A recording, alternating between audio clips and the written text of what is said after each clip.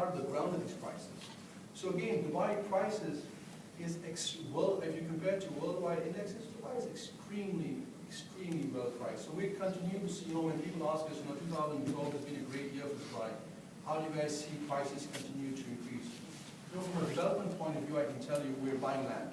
And we are buying land today in prime areas. We're buying land today in Dubai Marina. We're buying land today in downtown. You come and tell me, go buy land, 20 minutes from the city. We're not even touching it. But you come to prime areas, areas that are connected to the metro, areas where you have recreational facilities that already exist, where people are coming. We'll buy land all day long. And we've seen that people like us buying land, people like our other friends in the market buying land, we've seen about a 20 to 25 uptick in prices.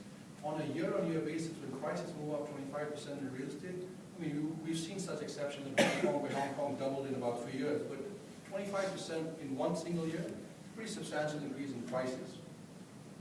Now, a lot of guys, a lot of funds that come in to invest, they look at a certain yield, from this audience's perspective. And we just talk about residential for a minute.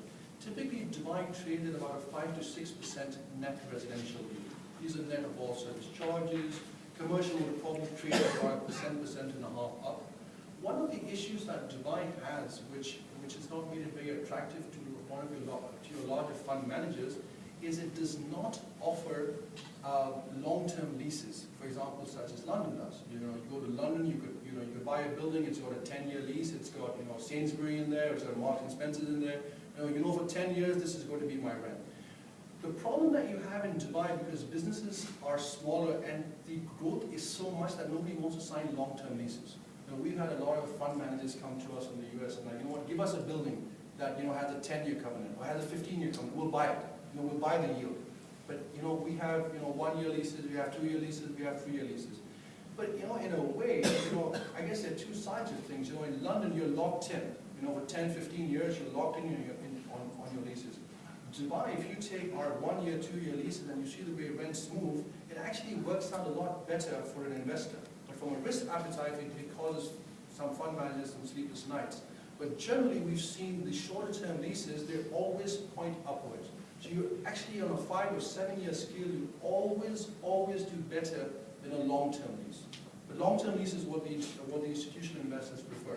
So typically 5 to 6% is what you look for, which is a very, very decent. This is net of all taxes, this is net of all service charges, this is net of all fees.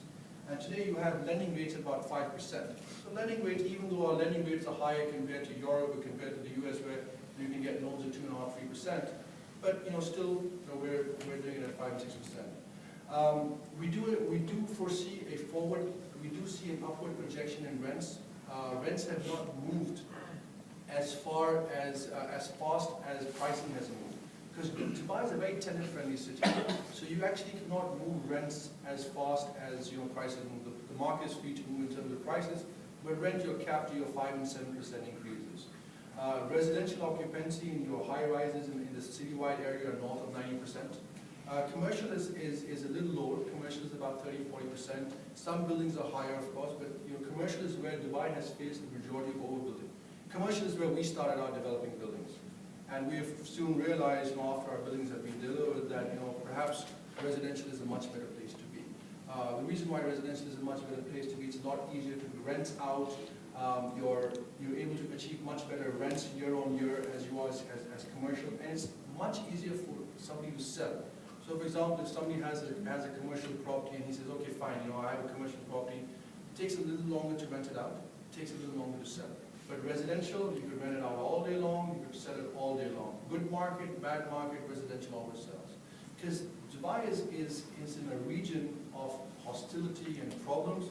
It's your only place where everybody feels comfortable, regardless of whether you're from Syria, whether you're from Saudi Arabia, whether you're from Pakistan, you're from China, you're from anywhere, we all feel comfortable here in Dubai. So like I said, we've continued to see prices move up, and we'll continue to see rents move up as well. In the region, Dubai has probably been like, the last few days, unfortunately you were not here, I'm not sure if you guys picked up on this, especially on the Arab Spring, but Dubai has, I'm just recapping what's already been said, but Dubai has been the biggest beneficiary in the region because of the Arab Spring. We've had companies that have moved out of Bahrain, financial companies that were operating in Bahrain, we've had them move to Dubai. Credit Agricole moved the entire operation and left a few people back in Bahrain and they set up in Dubai. We've had the smaller financial houses move out of Bahrain. We've had companies that were operating in Egypt, for example, Procter & Gamble, Pepsi Cola, which solely used to use Cairo as their regional operations that have moved people to Dubai. They've not cut Cairo out. They've just reduced the headcount. IFC, International Finance, IFC, which is the International Finance Corporation, has done the same thing. They've reduced headcount from Cairo onward to Dubai. But what has, other than people coming in here